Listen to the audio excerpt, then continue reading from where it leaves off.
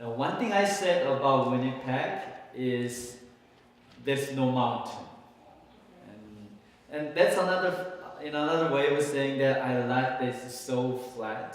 But I miss one thing. Back in Korea, I used to run mountain trails.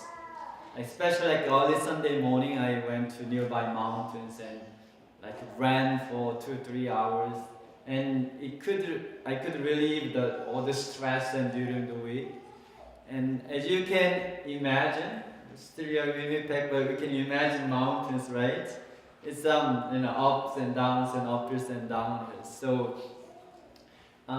it's so enjoyable, and especially when it's hard to climb up and it's so easy to run down hills. But if I didn't know how to run ups and downs and ups and downs, I could be injured, right? It's not, because especially when you run down hills and if you do not run properly, you'll injure knees and maybe back problems. But I learned how to manage them so I could enjoy my running mountain trails. And there are peaks and valleys in every person's life. Is that true? There are ups and downs in every person's life. And what are we supposed to do when we are at the peaks? And what are we supposed to do when we are at the valleys, downs?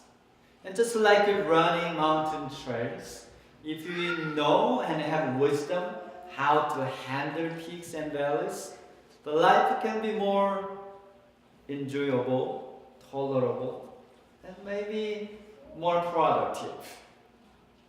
And like us, the Bible characters, they also had ups and downs in their lives. And Joseph, his life was not exceptional one. How many of you know the story of Joseph? Okay, it seems like most of you know his story. So I'm just getting here and there and part of his stories, but still we can make a flow of his story. And his father, how many wives did he have? Like 4, right? Some say 2 are concubines, but still considered because they delivered the baby. So 4 wives.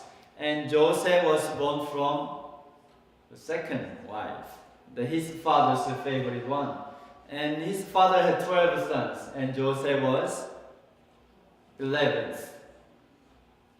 And as you can imagine, he had all the privileges as he grew up, special gifts, attentions, and it was good for him to enjoy such thing. It's good to be loved and be taken care of and have attention, especially kids. They like to have attentions, right? Then once they have attention, they remember for a long time. So when kids come to church, please give them a hug and give them good attention, and they remember it for a long time. So it was good for him to enjoy such a life. But while he was enjoying his life, having all the favoritisms and all the attention and his special gifts, his 10 brothers, they developed anger in their hearts. And if you're one of the 11, one of the 10, you would think that way, I'm his son too, then why doesn't he care about me and my birthday? So it was bad for his 10 brothers, so they developed so much anger in their hearts. And one day, it's too bad to say it, but they plot conspiracy to kill Joseph. But at the last minute, they changed their mind, right? And they did another bad thing. That's I think one of the only record of child trafficking. So they decided to sell Joseph as a slave to Ishmaelites, Who are Ishmaelites? They are Okiabi. Who are Ishmaelites? They are people, right? What did he say? Yeah, they are the descendants of Joseph's grandfather's stepbrother, right? So they're kind of related. But they bought Joseph and took him to Egypt and sold him as a slave. And you know the story. He was sold to Potiphar's house, like a king's guard. And now you can imagine his life. He was like a favorite son in one of the richest families in Hebron. And he had all the favoritisms and special attention from his parents. From highest peak to the lowest valley. From the most favored son to be a slave in a foreign country. You know, most of you are from different parts of the world, right? Just try to imagine you are sold as a slave and living in Winnipeg as a slave. Then if you have a chance to look at his journal, what would you expect to read from his journal? You know, after he became a slave. Something like this maybe. Now every night he cried and he made a decision that I'm going to revenge. Yeah. What did you expect to read from his journal? And he developed the bad habits, maybe smoking, drinking, and different kind of drug, and eventually, little by little, destroy his life. Or maybe several attempts to kill himself. Now we are reading the story and we heard it so many times, but just try to put yourself at Joseph's situation. You are from, even here, living as a student and residents, you miss the home sometimes, right? Maybe many times. But you are here as a slave and sold by your siblings. Bitterness, anger. But however, the Bible records not like that, nothing like this. But something extraordinary, the record in Genesis chapter 39 would surprise us. Like 39 verse 2, the Lord was with Joseph and he was a successful man. What? Successful man. He was sold by his siblings as a slave. Now he was living as a slave. Still the Bible records his life. He was a successful man. And we know the story. Soon he became the top manager of his master's household. So for Joseph, his lowest valley was the gate to enter, to climb the high peak in his life. Strange, right? He hit the bottom, and there was a gate to climb up to a high peak in his life. And how did he manage to do it? How did he manage to overcome all the bitterness and anger and eventually became a successful man in a foreign country? But his state was still slave. And it's interesting, when you hit the bottom in your life, and the bottom of the valley is a teacher. Have you ever thought about that? The bottom, when you hit the bottom, the teacher is waiting for you there. And he will teach you humility. So when you learn the humility and became humbler, you are going to learn more about how to forgive and how to, overcome errors and mistakes in your life. So it's your choice to learn from the valley teacher, or you can just continue to be miserable staying in the valley. So that's so Joseph was faithful and diligent to the miserable work that he could not even imagine to do it when he was at father's house. You do not know probably the life of a slave. I do not fully understand.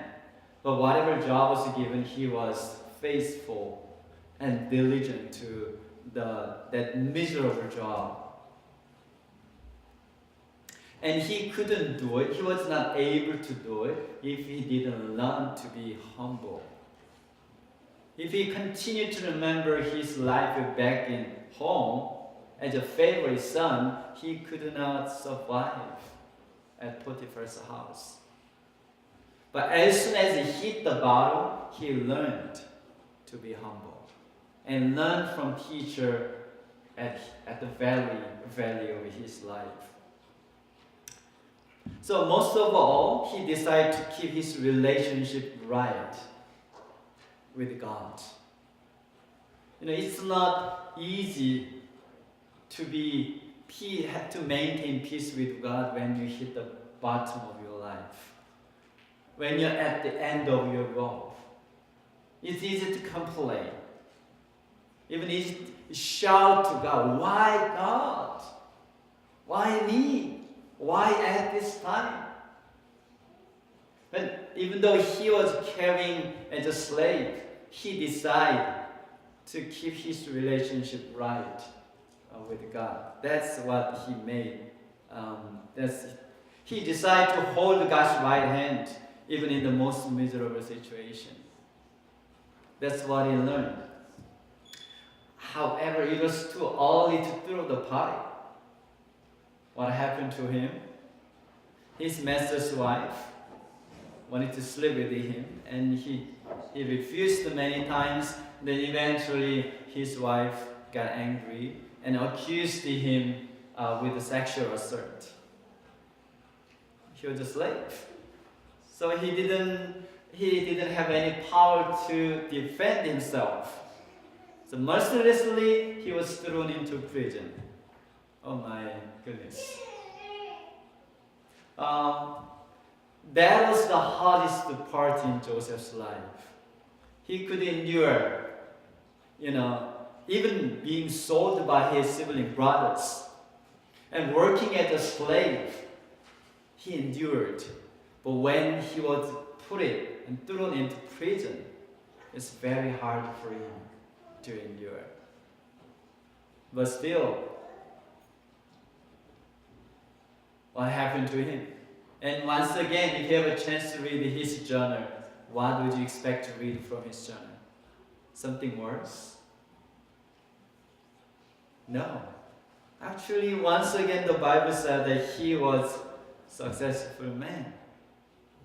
And he was a blessed man, even when he was in prison. So he had very strong resilience, and nothing knocked him down. So he had favor from prison guards, and he took care of every business in the prison. And we do not know exactly how long, but at least more than 2 years, he stayed in prison. His slave life is 13 years, but last more than 2 years, he was in the prison. And after more than 2 years, he was brought to King Pharaoh. Why was he brought to King Pharaoh? Because the king dreamed dreams, and he couldn't interpret, and his wise man couldn't interpret. Eventually, Joseph was brought, and he interpreted. And on that spot, he became the second man in Egypt. But at the time, Egypt was one of the strongest countries in that area. Wow. From prison slave and slave, prisoner, and to be a second man, like a prime minister. And it doesn't shock you, right? But it's a very shocking story, you know. Foreigner sold as a slave and eventually became a prisoner. And one day, just one day, he became a second man. So how did he manage his kid? Now he has power, right? His wealth, and he could do everything he could imagine. Not the power of prime minister today, but at the time, second man in Egypt, literally he could do everything. Even if he didn't touch anything about the king, he could do everything he could imagine. And once again, he managed to be faithful and to be competent to his work, his new position. And during how many years of bountiful harvest? How many years? Yeah, 7 years. During 7 years, he successfully stored 7 years of abundant harvest to prepare 7 years of famine. So Genesis chapter 41, verses 47 to 48 says, "Now in the 7 plentiful years, the ground brought forth abundantly. So he gathered up all the food of the 7 years which were in the land of Egypt, and laid up food in the cities. He laid up in every city that food of the fields which surrounded them." And eventually the famine began, right? After 7 years, famine began, and people cried out to Pharaoh for food. And what did the Pharaoh say? "Don't come to me, and go to Joseph, and do whatever he says to you." And we know that not only Egyptians, but people from surrounding countries, they traveled to Egypt to buy food. And Joseph opened all the storehouses and sold grain to them. And eventually he made every person in the country, every part of the land belonged to Pharaoh. Every person and every land belonged to Pharaoh except the priests and their land. But he saved all Egyptians' lives. And at the same time, he saved his family, right? And his father, and his brothers and brothers' family from famine. And as a result, he made Pharaoh, his king, greater. That's how he managed his kids.